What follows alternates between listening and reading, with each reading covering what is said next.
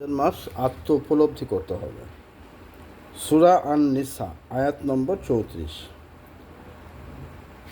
এই আয়াতে বলতেছে যে পুরুষ নারীর কর্তা, পুরুষ নারীর কর্তা, কারণ আল্লাহ তাআলা তাদের এককে অন্যের উপর শ্রেষ্ঠত্ব দান করেছেন এবং এই জন্য যে পুরুষ সম্পদ ব্যয় করে। কিন্তু বাস্তবতার নিরিখে দেখা যায় অনেক পুরুষ এই আয়াত লালন পালন আমল করে না। তাই রমজানে ওই সব পুরুষকে আমি আহ্বান জানাচ্ছি, কোরআন পড়ুন।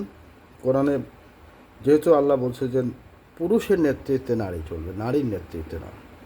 নারীকে মর্যাদা দিতে হবে, নারীর কথা শুনতে হবে, কিন্তু আল্লাহ পাক যে ক্ষমতা দিয়েছে সেই ক্ষমতা কারো উপরে অর্পণ করা যাবে না।